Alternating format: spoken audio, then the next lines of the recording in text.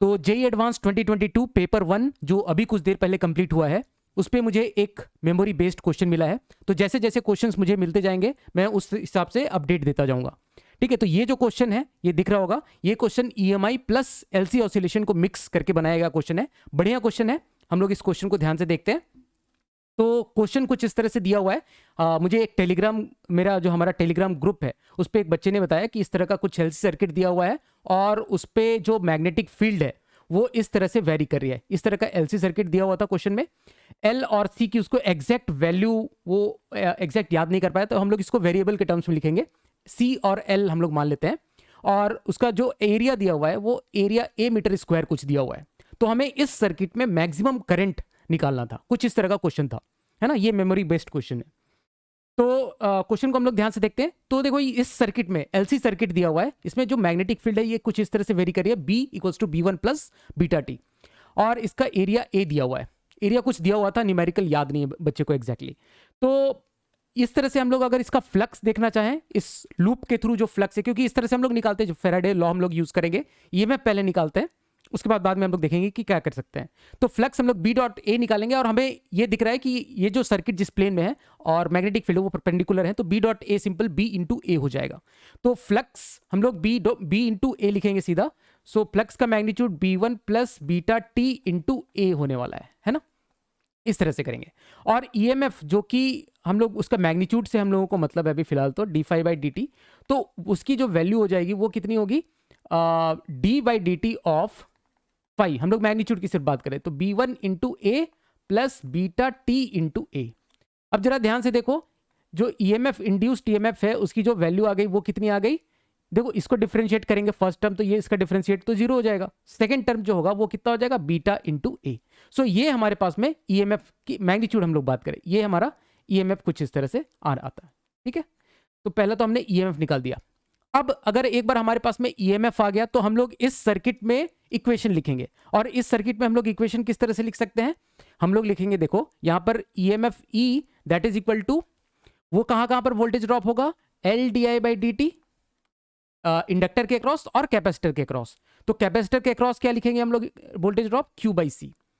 Q by C के अलावा इसको क्यू को इंटीग्रल आई डी टी भी लिख सकते हैं। ठीक है, तो खैर हमें इस तरह के जो इक्वेशन है इसको हम लोगों को सॉल्व करना नहीं आता है, लेकिन तुम लोगों ने इसमें एसएचएम में या फिर कहीं तो पढ़ रखा होगा कि इस तरह के जो इक्वेशंस है उसका सॉल्यूशन जो है वो किस तरह का सॉल्यूशन होगा, साइनोसॉइडल होगा। साइनोसॉइडल होगा, इतना तुमको इतना थोड़ा सा आइडिया नहीं भी पता है तो कोई बात नहीं, है ना। तो साइनोसॉइडल टाइप का कुछ इसका फंक्शन होने वाला है। नहीं पता, अगर नहीं पता है तो भी इतना पता है कि जहां पे करंट मैक्सिमम करंट हमें फाइंड आउट करनी है ना, फाइंड मैक्सिमम करंट बोला है, तो जहां पर करंट मैक्सिमम होगा, कुछ भी इस तरह का रैंडम फंक्शन भी तुम अगर मान लेते हो, तो जहां पर करंट मैक्सिमम होगा, आई मैक्स जहां पर होगा, अगर आई का हम लोग ग्राफ बना रहे हैं, आई वर्सेस टाइम का अगर ग्राफ बना रहे हैं, जहां पर आई मैक्स मैक्सिमम होगा वहां पे D I by D T तो जीरो होने वाला है। D I by D T क्या होगा, जीरो होगा। तो ये तो इतना तो अगर जेई एडवांस पे तैयारी कर रहे हो तो इतना पता होगा कि ये साइनोसॉइडल फंक्शन है। और ये दिख रहा होगा कि एट आई मैक्स, में लिख देता हूं, एट आई मैक्स जब ये सर्किट में करंट जो है वो मैक्सिमम होगा उस टाइम पे D I by D T zero होगा। अब D I by D T zero होगा तो हमें पता है कि वोल्टेज अक्रॉस जो इंडक्टर होता है वो क्या होता है, L D I by D T होता है। तो D I by D T zero है, तो जहां पर आई मैक्स के टाइम पे D I by D T अगर जीरो है तो वोल्टेज अक्रॉस इंडक्टर क्या होगा, जीरो हो जाएगा। और वोल्टेज अक्रॉस इंडक्टर जीरो होते के साथ वोल्टेज अक्रॉस कैपेसिटर क्या हो जाएगा, जो हमने ईएमएफ जो इंड्यूस्ड ईएमएफ यहां पर है ई के बराबर हो जाएगा। वोल्टेज अक्रॉस जो कैपेसिटर है वो ई के बराबर हो जाएगा, क्योंकि सारा का सारा वोल्टेज ड्रॉप उसके अक्रॉस आने वाला है, कैपेसिटर के अक्रॉस।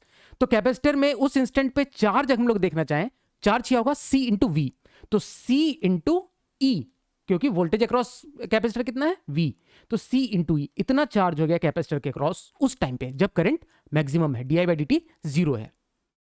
अब ये तो एक बात हो गई। दूसरी बात कि अभी इस पे अगर हम लोग देखें कि वर्क डन बाई, देखो आखिर अगर हम लोग इसका लिखने जाएंगे कि वर्क, इसमें जो एनर्जी आई वो कहां से आई, तो अगर हम लोग इसको, इस ईएमएफ को अगर हम लोग यहां पर कुछ रिप्रेजेंट कर दें, है ना, इस तरह से ईएमएफ को अगर मैं रिप्रेजेंट कर दूं तो work done by this EMF, है ना, तो that is that is given as stored energy in inductor plus stored energy in capacitor.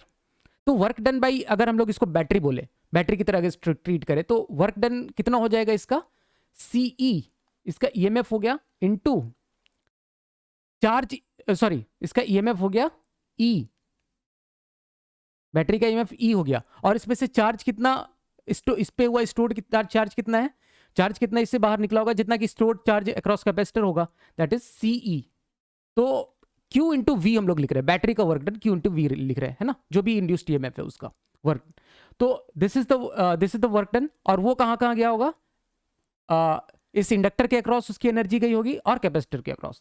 तो कैपेसिटर के अक्रॉस की एनर्जी कितनी हो जाएगी, कैपेसिटर में stored charge Q square by 2C हम लोग लिखते हैं, तो Q की जगह C लिख रहे हैं, C square divided by 2C, है ना। ये कैपेसिटर के अक्रॉस जो एनर्जी स्टोर्ड हुई, प्लस इंडक्टर के अक्रॉस जब करंट मैक्सिमम था, स्टोर्ड एनर्जी कितनी होगी, हाफ LI मैक्स स्क्वायर।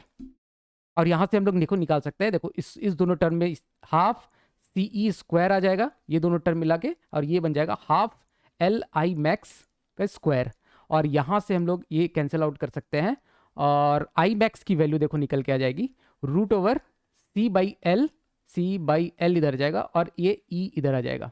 तो ये हमारे पास, मैं इसको राउंड कर देता हूँ, ये हमारे पास में फाइनल आंसर आ जाएगा। जो भी इसमें C, E और L की जो भी वैल्यू थी वो इसमें पुट कर दो, है ना। E की जगह यहाँ पर बीटा A आ जाएगा, है ना, बीटा इंटू A, बीटा की जो भी वैल्यू थी, एरिया जो दिया हुआ था वो तुम लोग अपना देख सकते हो। ये इसका इस तरह से हम लोग इसको सॉल्व कर सकते हैं। तो जैसे जैसे मेरे पास क्वेश्चंस आएंगे, मैं उस तरह से आपसे जो क्वेश्चन है वो यहाँ पर अपने चैनल पे अपडेट करता जाऊंगा। चलो फिर, तब तक के लिए थैंक यू सो मच।